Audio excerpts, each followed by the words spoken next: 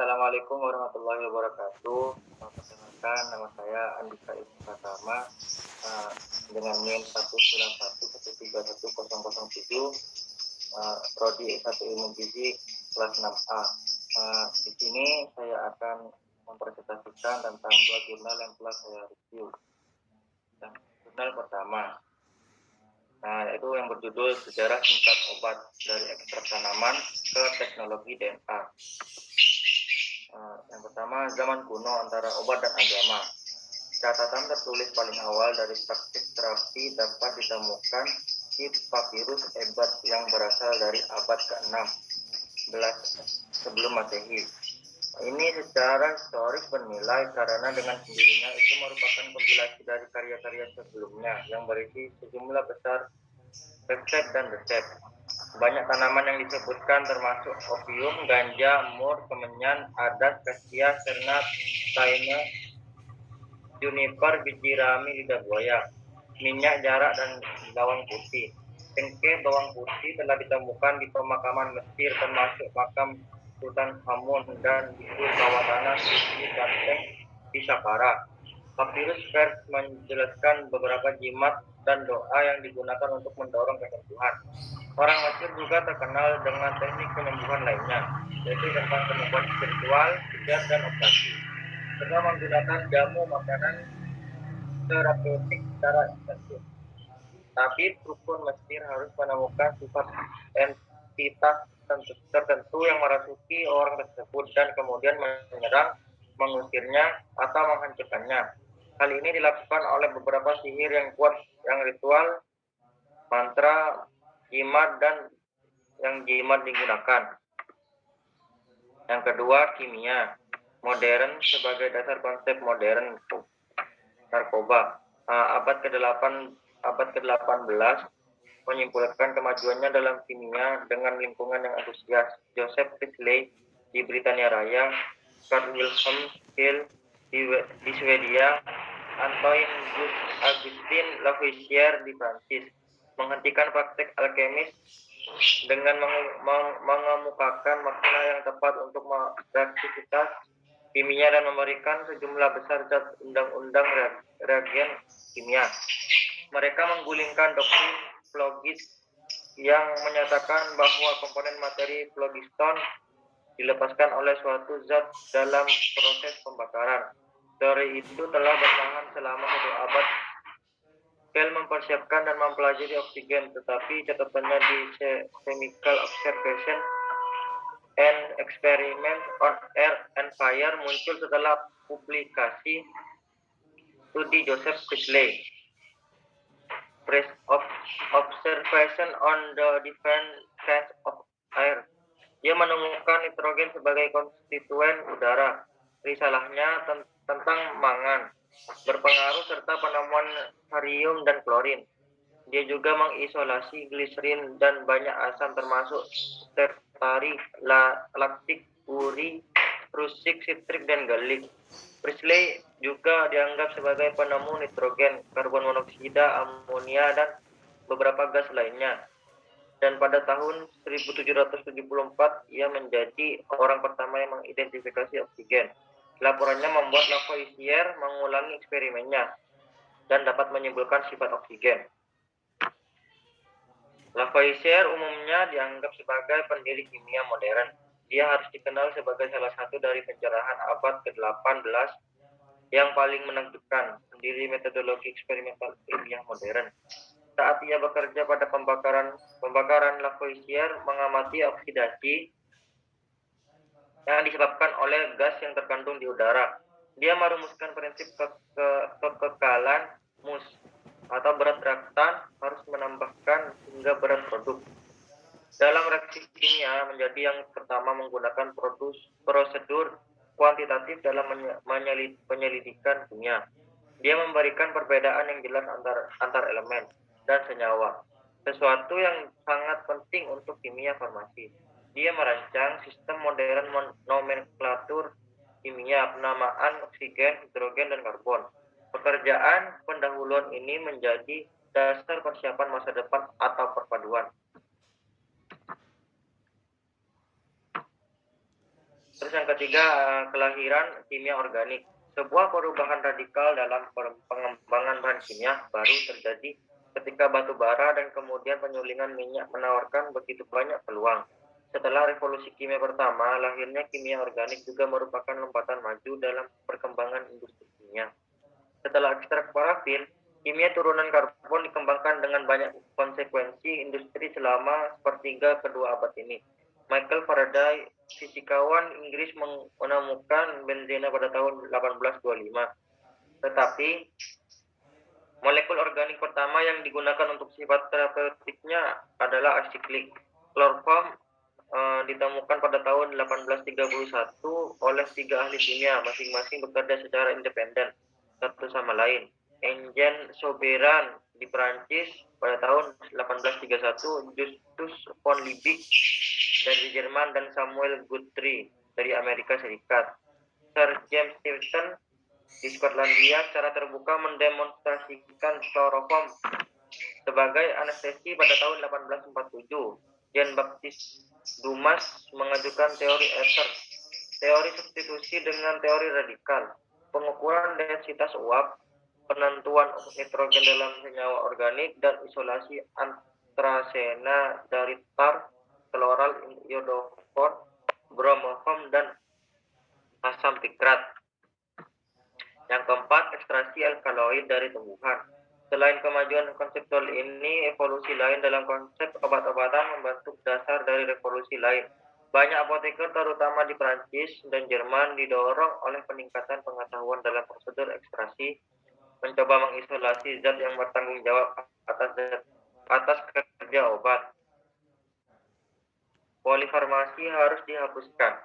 Salah satu teori tren ini adalah apoteker Perancis Charles Louis Cadet de Gassicourt dalam edisi perdana Bulletin de Pharmacie. Dia melaporkan bahwa penggunaan sediaan kompleks harus dihentikan demi zat murni.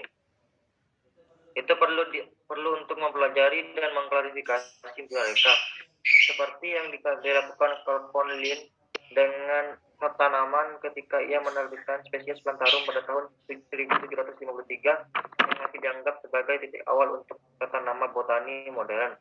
Apoteker dan dokter mencoba mengklarifikasikan obat dan penggunaannya. Perjalanan ini jauh lebih nyaman dengan zat murni. Itu antara tahun 1815 dan 1820, bahwa prinsip aktif pertama diisolasi dari tanaman. Apoteker Prancis Jean-François de Rosay mungkin mengisolasi alkaloid yang kemudian dikenal sebagai narkotin pada tahun 1803, dan apoteker Jerman Friedrich Zetuner menyelidiki lebih lanjut opium dan mengisolasi senyawa baru. Morfium kemudian dinamakan morfin. Setelah pemberian pada anjing, larutan bubuk putih menyebabkan sedasi dan tidur pada anjing. Yang kelima ada salisilat dan aspirin. Prinsip aktif lain yang segera diekstraksi dari tanaman adalah asam silsilat. Willow dan salisin dalam persaingan yang luas dengan kulit kayu senoma dan kina tidak pernah menjadi pengobatan yang sangat populer untuk demam atau gejala tematik, karena dokter Skotlandia Thomas John McLagan yang meluncurkan salisin pada tahun 1876. Dasar pemikirannya diilhami oleh teori tanda tangan Paracelsus bahwa pohon willow tumbuh dalam kelembapan di sepanjang sungai dan danau, tempat yang ideal untuk dilumpuhkan dengan dikumase Raphtiria. Setelah isolasi salisil pada spesies spiret, asam salisilat disiapkan dari salisin. Asam ini lebih mudah digunakan untuk merupakan langkah ideal sebelum sintesis selanjutnya. Strukturnya erat kaitannya dengan asam benzoat, pengawet efektif yang berguna sebagai antiseptik khusus. Misalnya, pada demam tifoid, pasien yang diobati dengan asam silsilat mengalami kematian sesering pasien yang tidak diobati, tetapi tanpa demam. Produk kental asam salisilat dan asam karbol dijelaskan oleh Joseph Lister sebagai obat antibakteri yang berharga, lebih enak, dan mendapatkan popularitas besar. Herman Kolbe meningkatkan sintesis asam asetil salisilat dengan asam karbon yang mendaftarkan minat farmakologis. Hampir seabad kemudian, Bayer mulai mengerjakan topik tersebut selama tahun 1880-an dan 1890-an. Yang keenam, ada obat pertama untuk jantung. Fakta bahwa daun dari foxglove mengandung yang lemah telah diteliti oleh para ahli pendeta dan ahli botani selama beberapa ratus tahun. William Withering, seorang dokter Inggris, mengetahui bahwa penduduk setempat dapat menyembuhkan sakit gembur-gembur menggunakan rebusan 20 tanaman yang berbeda. Salah satunya adalah daun foxglove. Setelah menguji berbagai herbal, pada sakit gembur-gembur, daun digitalis tetap yang paling aktif. Pada tahun 1775, William Withering menerbitkan sebuah pamflet di mana ia melaporkan penemuannya tentang bagaimana sarung tangan rubah dapat digunakan untuk pengobatan. Ia dengan cermat menggambarkan penemuannya, memberikan penjelasan tentang bagaimana ekstrak digitalis harus disiapkan, dan memberikan instruksi yang tepat tentang dosis, termasuk peringatan tentang efek samping dan overdosis yang dia dokumentasikan melalui hasil yang diperoleh pada 163 pasien. Satu-satunya masalah yang tidak kalah pentingnya yaitu muntah dan diare terus-menerus yang mengerikan selama perawatan. Hal ini disebabkan oleh kenyataan bahwa batas antara dosis terapeutik dan keracunan sangat tipis. Oleh karena itu, jelas dan mutlak diperlukan untuk memurnikan zat aktif untuk memperbaiki dosis yang efektif dan tidak beracun. Meski gembur disebabkan oleh defisiensi fungsi jantung, menjadi salah satu momok terbesar dan menyebabkan kematian paling umum. Penemuan sering dilupakan pada awal abad baru. Yang ketujuh, ada pengobatan hipertensi sebagai penyakit. Pada tahun 1830-an dan 1940-an, hanya sedikit pengobatan antihipertensi yang tersedia. Simpatetomi, verilov sodium diet, dan thiocyanat, serta terapi pirogen. Simpatetomi yang melibatkan pemotongan saraf pembuluh darah menurunkan tekanan darah pada beberapa pasien, tetapi membutuhkan lebih banyak dari keterampilan bedah biasa. Sering menghasilkan kompilasi yang mengancam jiwa dan memiliki efek samping yang tidak menyenangkan. Saku diet rendah. Natrium juga dapat menyenangkan karena membatasi pilihan dana, tetapi efektif dalam menurunkan tekanan darah. Terapi pirogen, infus intravena produk bakteri didasarkan pada pengamatan bahwa demam menurunkan tekanan darah. Perawatan obat pertama yang berhasil untuk hipertensi diterapkan setelah Perang Dunia Kedua. Yang ke-8, ada anestesia umum dan lokal. Salah satu revolusi terapeutik terbesar selama abad ke-19 adalah pengenalan anestesi umum dalam praktik pembedahan. Pada awal 1776, Joseph Priestley menemukan gas tertawa nitrous oxide, tetapi analgesia tampaknya berada di luar jangkauan. Priestley dan Humphrey Davy berkomentar pada tahun 1796 bahwa mungkin dia menggunakan dengan keuntungan selama operasi bedah di mana tidak terjadi efusi darah yang besar. Michael Faraday mengusulkan penggunaan dietil ether untuk menginduksi tindakan serupa, namun inhalasi mereka diusulkan selama pameran untuk pertunjukan bernama ether folik. Baik dietil ether maupun nitrous oxide digunakan secara klinis sebelum tahun 1846. Pembedahan sangat sulit sebelumnya sehingga sangat jarang terjadi hingga pertengahan abad ini. Rasa sakit dan risiko infeksi akibat prosedur pembedahan sangat mengecewakan dokter. Yang ke-9, ada obat anti-epilepsi. Segera setelah diperkenalkan sebagai obat hipnotis, fenobarbital ditemukan sebagai obat anti-epilepsi yang sangat baik. Secara historis, agen yang diperkenalkan untuk pengobatan anti-epilepsi Epilepsi juga digunakan untuk indikasi psikiatri. Obat anti-epilepsi generasi pertama yang asli garam biromida yang muncul pada tahun 1857 juga dikenal karena penenangnya properti. Setelah fenobarbital mulai digunakan untuk epilepsi pada tahun 1912, laporan penerapan psikofarmakologinya segera menyusul. Tracy J. Putnam dan Houston H. Merritt memperkenalkan phenytoin sebagai obat anti-epilepsi pada tahun 1938 dan segera menjelaskan keuntungan psikotropinya. Yang ke-10, melawan mikroba. Setelah perkembangan awal dalam kimia organik selama paruh pertama abad ke-20, pertanyaan tentang dasar kimiawi kehidupan dengan jelas dikedepankan perdebatan ilmiah. Sejak karya Wahler, jelaslah bahwa kimia adalah ilmu yang unik, dengan aturan yang sama yang mengatur reaksi kinetika dan susunan atom, radikal, atau molekul.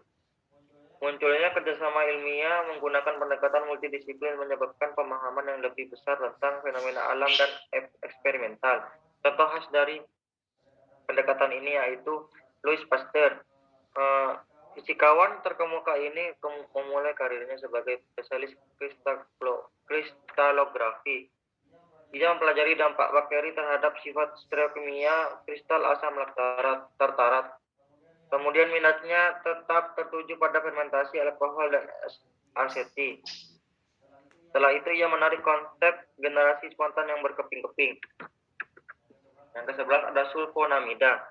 Sehingga munculnya abad ke-20, perang melawan mikroba dikhususkan untuk mendisinfeksi luka luar dan untuk membersihkan air minum.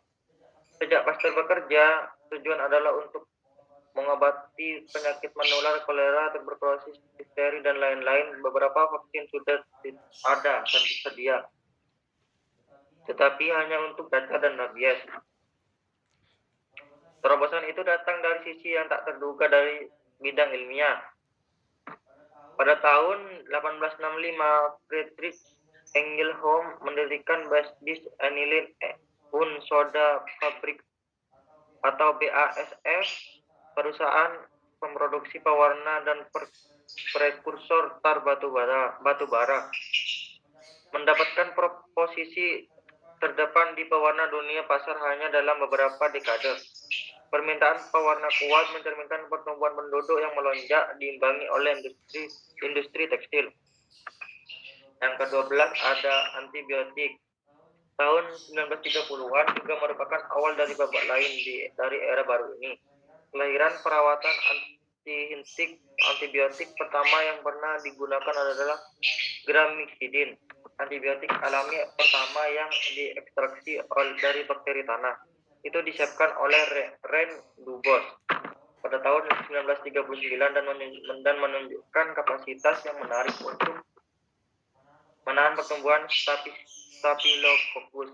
Dibatasi oleh toksitasnya yang tinggi. Karya-karya yang dipimpin oleh Alexander Fleming ini merupakan simbol dari sejarah perkembangan dengan abad ke-20. Yang ke-13 ada AIDS atau penyakit yang muncul. Laporan pertama yang diterbitkan tentang penyakit baru itu pada mulanya ditampaknya tidak lebih dari sekadar keingintahuan medis. Pada tanggal 5 Juni 1981, Pusat Pengendalian dan Pencegahan Penyakit atau CDC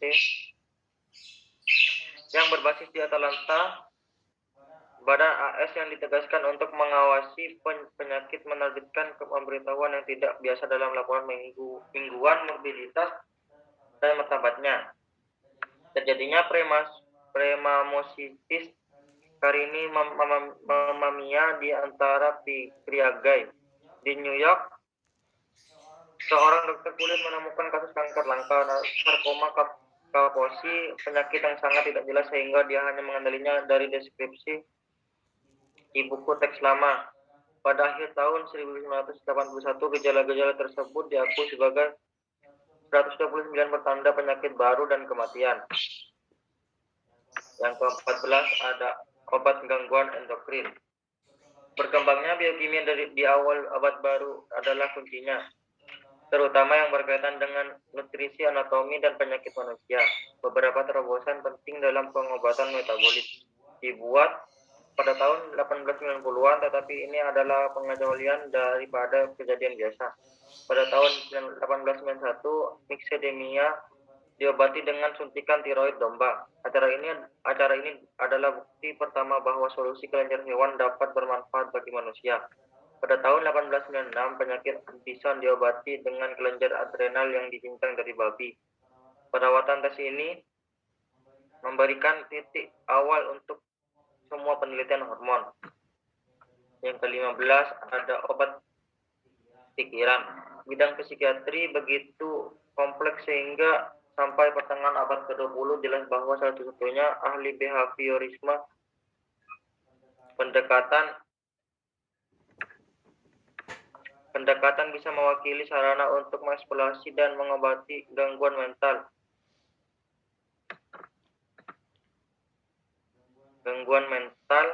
Ide ini terbukti lebih populer daripada penjelasan logis yang menekankan bahwa penyebabnya skizofrenia, depresi, atau penyakit mental lainnya adalah ketidakseimbangan bahan kimia otak. Penyakit mental yang parah adalah meningkat sejak awal abad. Yang ke-16 ada obat-obatan untuk imunosupresi. Selama 50 tahun terakhir, banyak obat imunosupresi telah dijelaskan. Seringkali mekanisme aksi mereka ditetapkan lama setelah penemuan mereka. Akhirnya mekanisme ini ditemukan jatuh ke dalam 5 kelompok: pengatur ekspresi gen, agen alkilasi, penghambat sintesis purin, penghambat sintesis pirimidin, dan penghambat kinase atau fosfatase. Yang ke-17 adalah terhadap kanker. Banyak obat anti kanker diekstraksi dari tanaman. Galen mengusulkan jus yang diekspresikan dari kayu nightshade atau Salamun dulcamara untuk mengobati tumor dan kutil yang telah terbukti memiliki sifat anti-inflasi. Lebih dari 1.600 genera telah diperiksa di beberapa dekade terakhir. Sejak penggunaan podophyllum di Tiongkok kuno, banyak turunan nabati dari tanaman ini digunakan dalam kemoterapi kanker. Yang ke-18 ada genetika ke teknologi DNA. Ketika ahli kimia dan apoteker bergabung bersama dalam menemukan obat baru, revolusi kedua dalam biologi yang pertama datang dari generasi Claude Bernard dan Louis Pasteur. Terjadi ketika kemajuan dalam eksperimen genetika, biologi, dan virologi terjadi di pertengahan abad ini.